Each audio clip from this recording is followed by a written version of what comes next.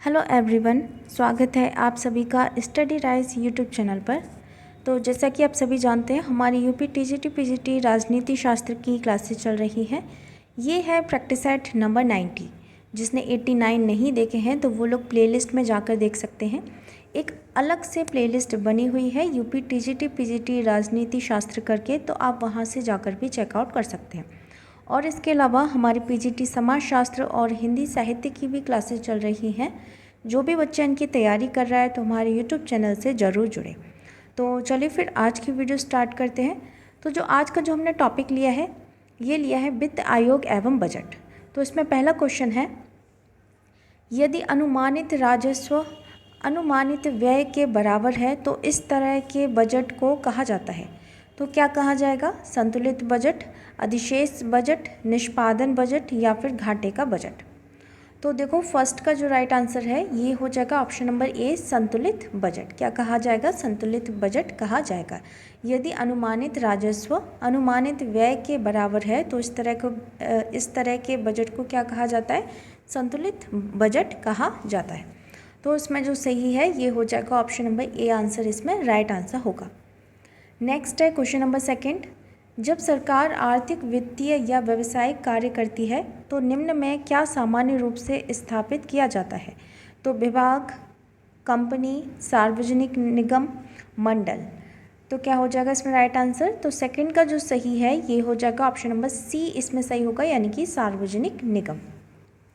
तो सरकार के द्वारा सामान्यतः सार्वजनिक निगम स्थापित करके आर्थिक, वित्तीय या व्यवसायिक कार्य किया जाता है। इसमें जो सही है ये है ऑप्शन नंबर सी। नेक्स्ट है क्वेश्चन नंबर 3, बजट के राजस्व अनुमान किसके द्वारा तैयार किए जाते हैं? तो वित्त आयोग, योजना आयोग, केंद्रीय प्रत्यक्ष कर बोर्ड या फिर वित्त मंत्रालय। तो बजट के राजस्व अनुमान किसके द्वारा तैयार किए जाते हैं? तो बताइए थर्ड का राइट आंसर क्या होगा? ये हो जाएगा ऑप्शन नंबर डी, वित्त मंत्रालय। किसके द्वारा? वित्त मंत्रालय। तो बजट के राजस्व अनुमान वित्त मंत्रालय द्वारा तैयार किए जाते हैं। सही आंसर है इसमें option number D. Next question के बढ़ते हैं, क्वेश्चन नंबर 4, बजट स्वीकृति के लिए कौन जिम्मेदार है? संसद, कार्यकारिणी, न्यायपालिका या फिर राष्ट्रपति। तो बजट स्वीकृति के लिए कौन जिम्मेदार होता है? तो इसमें क्या है? ऑप्शन नंबर ए इसमें सही हो जाएगा, यानी कि संसद। कौन है? बजट स्वीकृति के लिए कौन जिम्मेदार है? ये है संसद। तो इसमें जो सही है ये हो जाएगा ऑप्शन नंबर ए आंसर, इसमें राइट आंसर होगा। नेक्स्ट क्वेश्चन के बढ़ते हैं, क्वेश्चन नंबर 5, बजट यह तैयार करते हैं तो कौन करता है? प्रधानमंत्री, वित्त मंत्री, रक्षा मंत्री या फिर गृह मंत्री। तो बजट किसके द्वारा तैयार किया जाता है? तो ये किया जाता है ऑप्शन नंबर बी, वित्त मंत्री द्वारा। तो भारत सरकार में बजट तैयार करने की जिम्मेदारी वित्त मंत्रालय की होती है, अतः वित्त मंत्री बजट तैयार करने में मुख्य भूमिका का निर्वहन करता है। तो इसमें जो सही है ये है option number B. Next question की ओर बढ़ते हैं, क्वेश्चन नंबर 6, भारत में केंद्र का बजट कौन तैयार करता है? नियंत्रक एवं महालेखा परीक्षक, रिजर्व बैंक का गवर्नर, वित्त मंत्रालय या फिर केंद्रीय मंत्रिमंडल। तो भारत में केंद्र का बजट कौन तैयार करता है? तो 6 का जो सही है ये है ऑप्शन नंबर सी, वित्त मंत्रालय। कौन करता है? वित्त मंत्रालय। तो भारत में केंद्र सरकार के बजट के निर्माण का कार्य मुख्य रूप से वित्त मंत्रालय करता है। इस कार्य में सहायक रूप में नीति आयोग, जनवरी 2015 से योजना आयोग के स्थान पर, ठीक है, क्या आ गया था? नीति आयोग आ गया, तथा सरकार के अन्य मंत्रालय भी शामिल रहते हैं। तो इसमें जो सही है ये है ऑप्शन नंबर सी। नेक्स्ट है क्वेश्चन नंबर 7, संवैधानिक प्रावधान के अनुसार वित्त आयोग अपना प्रतिवेदन प्रस्तुत करता है तो संसद को, राष्ट्रपति को, प्रधानमंत्री को या फिर वित्त मंत्री को। तो किसको करता है? ये करता है ऑप्शन नंबर बी, राष्ट्रपति को। किसको करेगा? ऑप्शन नंबर बी, राष्ट्रपति। संविधान का अनुच्छेद 280 प्रत्येक 5 वर्ष के अंतराल पर एक वित्त आयोग के गठन का प्रावधान करता है। इसका मुख्य कार्य संघ और राज्यों के बीच करों के शुद्ध आगमों के आवंटन के बारे में और राज्य के बीच वितरण करने के तरीके के संबंध में राष्ट्रपति को सिफारिश प्रस्तुत करना है। तो इसमें जो सही है ये हो जाएगा ऑप्शन नंबर बी आंसर, इसमें राइट आंसर होगा। नेक्स्ट क्वेश्चन के बढ़ते हैं, क्वेश्चन नंबर 8, भारतीय संविधान का कौन सा अनुच्छेद वित्त आयोग के गठन से संबंधित है? तो अनुच्छेद 280, अनुच्छेद 315, 340 या फिर 324। तो अभी ऊपर वाले क्वेश्चन में बताया था, क्या है इसमें राइट आंसर? ये हो जाएगा ऑप्शन नंबर ए, अनुच्छेद 280। कौन सा है? अनुच्छेद 280। नेक्स्ट क्वेश्चन के बढ़ते हैं। नेक्स्ट है क्वेश्चन नंबर 10। भारत में केंद्रीय वित्त मंत्री बजट पेश करता है, तो इसमें राज्यसभा में, लोकसभा में, संसद के दोनों सदनों के संयुक्त अधिवेशन में या फिर राष्ट्रपति।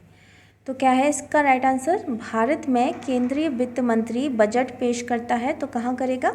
ये करेगा ऑप्शन नंबर बी, लोकसभा में। कहाँ करेगा? ऑप्शन नंबर बी, लोकसभा में। तो देखो, भारतीय संविधान में बजट शब्द का प्रयोग नहीं किया गया है, बल्कि इसके स्थान पर अनुच्छेद 112 के तहत वार्षिक वित्तीय विवरण शब्द का प्रयोग हुआ है। राष्ट्रपति की मंजूरी के पश्चात वित्त मंत्री द्वारा लोकसभा में बजट प्रस्तुत किया जाता है। बजट पारित करने के क्रम निम्नलिखित हैं। तो देखो, सबसे पहले वित्त मंत्री द्वारा लोकसभा में बजट की प्रस्तुति होगी, उसके बाद बजट पर सामान्य चर्चा होगी, लेखानुदान की मांग होगी, फिर बजट पर विस्तृत चर्चा की जाएगी, फिर सरकार द्वारा अनुदान की मांग, फिर कटौती प्रस्ताव, फिर विनियोग विधेयक, उसके बाद वित्त विधेयक। अब वित्त विधेयक बजट पारित करने का यह आखिरी चरण है, जिसके द्वारा सरकार विभिन्न प्रकार के करों यानी कि टैक्स के प्रस्ताव संसद के समक्ष प्रस्तुत करती है। तो इसमें जो सही है ये हो जाएगा ऑप्शन नंबर बी आंसर, इसमें राइट आंसर होगा। नेक्स्ट है क्वेश्चन नंबर 11। भारत में कार्य निष्पादन बजट किसकी सिफारिशों पर प्रारंभ किया गया था? तो गोरवाला रिपोर्ट, संथानम रिपोर्ट, प्रशासकीय सुधार आयोग या फिर पाल एच एपलवी रिपोर्ट।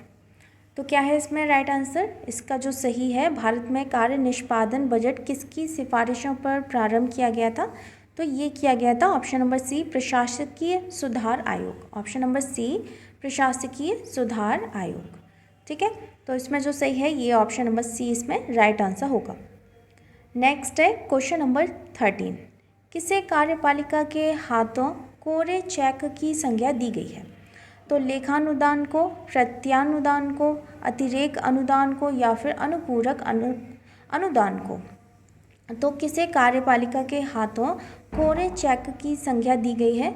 तो देखो, इसमें जो सही है ये हो जाएगा 13 का right answer, option number B हो जाएगा, प्रत्यानुदान को। किसको? प्रत्यानुदान को। तो किसी राष्ट्रीय आपात के कारण सरकार को धन की अप्रत्याशित मांग को पूरा करने के लिए निधियों की आवश्यकता हो सकती है, जिसके विस्तृत अनुमान देना शायद संभव न हो। तो ऐसी स्थिति में सदन बिना ब्यौरा दिए प्रत्यानुदान के माध्यम से एक मुश्त धनराशि दे सकता है, इसीलिए इसे कार्यपालिका के हाथों कोरे चेक की संज्ञा दी गई है। तो इसमें जो सही है ये हो जाएगा ऑप्शन नंबर बी आंसर, इसमें राइट आंसर होगा। नेक्स्ट है क्वेश्चन नंबर 14। बजट शब्द बूजट शब्द से बना है, यह शब्द किस भाषा का है? तो बताएं, फ्रेंच का है, लैटिन का है या फिर इंग्लिश या ग्रीक। तो कौन सी भाषा का है बजट शब्द? तो ये है ऑप्शन नंबर ए, फ्रेंच भाषा का। किसका है? बजट शब्द फ्रेंच भाषा के शब्द बूजट से बना है, जिसका अर्थ चमड़े का पर्स, थैला या झोला होता है। ठीक है, चमड़े का पर्स या थैला या झोला होता है। इसमें जो सही है ये है ऑप्शन नंबर ए। नेक्स्ट है क्वेश्चन नंबर 15। केंद्रीय वित्त मंत्री ने किस वर्ष को ग्राम सभा वर्ष घोषित किया था? तो 1996, 1997, 1998 या फिर 1999। तो केंद्रीय वित्त मंत्री ने किस वर्ष को ग्राम सभा वर्ष घोषित किया था? तो इसमें जो सही है ये हो जाएगा ऑप्शन नंबर डी, इसमें राइट आंसर होगा, यानी कि 1999 में। तो वर्ष 1999 में तत्कालीन केंद्रीय वित्त मंत्री यशवंत सिन्हा द्वारा वर्ष 1999-2000 को ग्राम सभा वर्ष के रूप में घोषित किया गया था। ठीक है, 1999-2000 को ग्राम सभा वर्ष के रूप में घोषित किया गया था। इसमें जो सही है ये हो जाएगा ऑप्शन नंबर डी आंसर, इसमें राइट आंसर होगा। नेक्स्ट है क्वेश्चन नंबर 16। धन अनुदान के लिए ऑप्शन दिए गए हैं। राष्ट्रपति की सहमति आवश्यक नहीं है, राष्ट्रपति की पूर्व सहमति आवश्यक है, उसके सफलतापूर्वक पास हो जाने के बाद सहमति आवश्यक है, या फिर राज्यसभा किसी भी विधेयक को प्रस्तुत कर सकती है। तो धन अनुदान के लिए, तो इसमें क्या हो जाएगा 16 का राइट आंसर ये हो जाएगा ऑप्शन नंबर बी, राष्ट्रपति की पूर्व सहमति आवश्यक है। ठीक है, धन अनुदान के लिए राष्ट्रपति की पूर्व सहमति आवश्यक है। सही है, इसमें ऑप्शन नंबर बी आंसर इसमें राइट आंसर होगा। नेक्स्ट है क्वेश्चन नंबर 18। अब तक गठित विभिन्न वित्त आयोगों के अध्यक्ष पद पर निम्नलिखित में से कौन व्यक्ति कभी नहीं रहा? तो श्री संतानम, श्री A.K. चंद्रा, डॉक्टर राज मन्नार या फिर श्री B.P. मंडल। तो अब तक गठित विभिन्न वित्त आयोगों के अध्यक्ष पद पर निम्नलिखित में से कौन व्यक्ति कभी नहीं रहा? तो 18 का जो राइट आंसर है ये हो जाएगा option number D, Shri B.P. मंडल। कौन है? श्री B.P. मंडल। तो इसमें राइट आंसर क्या होगा? ये हो जाएगा ऑप्शन नंबर डी, इसमें राइट आंसर हो जाएगा श्री B.P. मंडल। नेक्स्ट है क्वेश्चन नंबर 19। वित्त आयोग के गठन का प्रावधान किस अनुच्छेद में निहित है? तो अनुच्छेद 279, अनुच्छेद 280, 81 या फिर 282। तो वित्त आयोग के गठन का प्रावधान किस अनुच्छेद में निहित है? तो 19 का जो सही है ये है ऑप्शन नंबर बी, अनुच्छेद 280 में। तो संविधान का अनुच्छेद 280 प्रत्येक 5 वर्ष के अंतराल पर एक वित्त आयोग के गठन का प्रावधान करता है। इसका मुख्य कार्य संघ और राज्यों के बीच करों के शुद्ध आगमों के आवंटन के विषय में और राज्यों के बीच वितरण करने के तरीके के संबंध में राष्ट्रपति को सिफारिश प्रस्तुत करना है। ठीक है, तो इसमें जो सही है ये है ऑप्शन नंबर बी आंसर इसमें राइट आंसर होगा। नेक्स्ट है क्वेश्चन नंबर 20। भारत सरकार संचित निधि से राज्यों को अनुदान किसके प्रतिवेदन पर देती है? नीति आयोग, वित्त आयोग, लोक लेखा समिति या फिर प्राक्कलन समिति। तो भारत सरकार संचित निधि से राज्यों को अनुदान किसके प्रतिवेदन पर देती है? तो 20 का जो राइट आंसर है ये हो जाएगा ऑप्शन नंबर बी, वित्त आयोग। ठीक है, क्या है इसमें? ऑप्शन नंबर बी, वित्त आयोग। नेक्स्ट है क्वेश्चन नंबर 22। भारत की संचित निधि से धन निकासी का प्राधिकार प्राप्त होता है। तो भारत के राष्ट्रपति से, भारत की संसद से, भारत के प्रधानमंत्री से या फिर केंद्रीय वित्त मंत्री से। तो भारत की संचित निधि से धन निकासी का प्राधिकार प्राप्त होता है। तो 22 का राइट आंसर क्या होगा? ये हो जाएगा ऑप्शन नंबर बी इसमें सही हो जाएगा, यानी कि भारत की संसद से। तो भारत की संचित निधि से धन निकासी या प्राधिकार संसद को प्राप्त होता है। संचित निधि से धन प्रदान करने के लिए संसद द्वारा विनियोग विधेयक पारित किया जाता है। संविधान के अनुच्छेद 266 में भारत और राज्यों की संचित निधि का प्रावधान किया गया है। राज्यों के संचित निधि से धन की निकासी राज्य विधानमंडल की अनुमति से किया जाता है। तो इसमें जो राइट आंसर है ये हो जाएगा ऑप्शन नंबर बी आंसर इसमें राइट आंसर होगा। नेक्स्ट है क्वेश्चन नंबर 23। भारतीय संसद बजट के लेखा परीक्षण पर अपनी किस समिति द्वारा नियंत्रण रखती है? तो लोक लेखा समिति, प्राक्कलन समिति, राजकीय उद्यम समिति या फिर आश्वासन समिति। तो भारतीय संसद बजट के लेखा परीक्षण पर अपनी किस समिति द्वारा नियंत्रण रखती है? तो इसका जो सही है ये है ऑप्शन नंबर ए, लोक लेखा समिति। तो भारतीय संसद बजट के लेखा परीक्षण पर लोक लेखा समिति द्वारा नियंत्रण रखती है। इस समिति का प्रमुख कार्य ही भारत सरकार के खर्चों की लेखा परीक्षा करना है। ठीक है, तो उसमें जो सही है ये है ऑप्शन नंबर ए। नेक्स्ट है क्वेश्चन नंबर 24। भारत में कैग की भूमिका के बारे में निम्नांकित व्यक्तित्वों में से कौन सा व्यक्तित्व सही है? ठीक है, जो इसमें सही है वह बताना है। तो देखो ऑप्शन दिए गए हैं। कैग वित्तीय असावधानी का पता लगाने का यंत्र है। इसके कार्यों को संघीय स्तर पर वित्त मंत्रालय परिभाषित कर सकता है। कैग की सिफारिशों की जांच न्यायपालिका कर सकती है, या फिर कैग प्रधानमंत्री कार्यालय के अधीन कार्य करता है। तो भारत में कैग की भूमिका के बारे में कौन सा कथन से सही दिया गया है? तो इसमें जो राइट आंसर है ये हो जाएगा ऑप्शन नंबर ए इसमें सही हो जाएगा, यानी कि कैग वित्तीय असावधानी का पता लगाने का यंत्र है।